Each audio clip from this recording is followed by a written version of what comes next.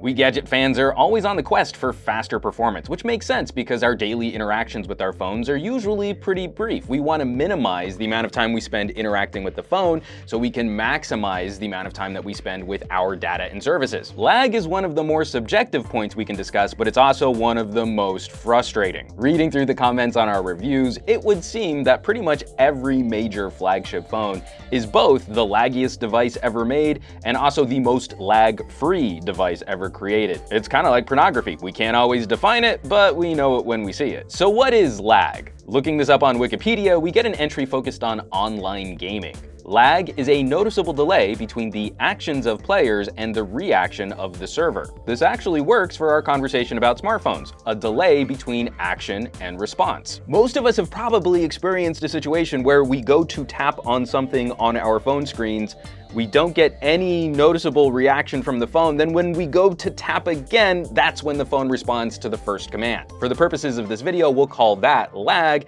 and we can separate this from otherwise slow performance. If it's taking a long time for an app to load on your phone, but the phone is showing you that it reacted promptly to your input, that's not really lag, you just have a slow phone. And this is the difference between the actual performance of a gadget and the perception of the performance of that gadget. This is something Apple nailed on the original iPhone, utilizing pretty animations to transition the user from the input command to the actual service they requested. It might take the phone a long time to get that app running, but at no point should the phone ever appear completely inert. And today, on a powerhouse phone like the Galaxy S7, hitting the multitasking button produces a threefold response. First, there's a little haptic pulse, a little vibration to inform the user that the key press was registered.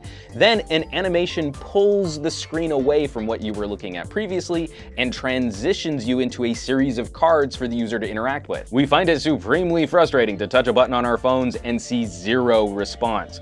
Lag is that unholy beast which makes us question whether our phone is performing poorly or if we just missed the command we intended to hit. It's also why it's so hard to demonstrate lag consistently for our reviews. Our phones are constantly under differing amounts of load with different background processes or pulling information from online services. Thankfully, it's a rare surprise to encounter a phone which lags consistently enough for us to catch it on camera. High-end performance across the board is pretty smooth these days. So might we ever have a truly lag-free phone?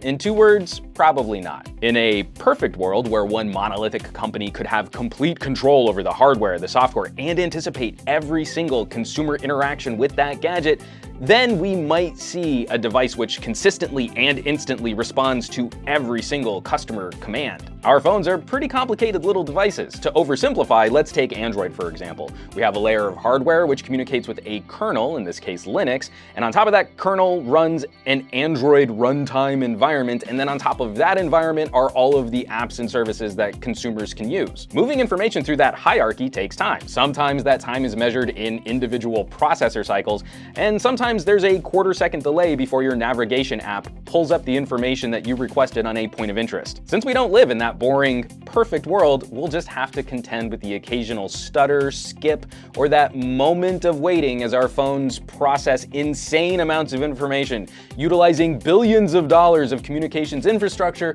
all so we can bask in the glory of watching cat videos online. So let's have a little fun down in the comments. What's the laggiest device you've ever used? Phones, tablets, MP3 players, they're all fair game. As always, thanks so much for watching. Be sure to subscribe to this channel for more fun, informative videos like these, and hit that thumbs up button for a little extra positive reinforcement.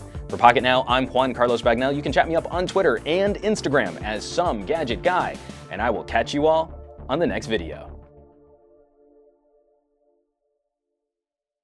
It's like being in a conversation with someone and you finish your point and the other person's just staring at you without any kind of reaction on their face.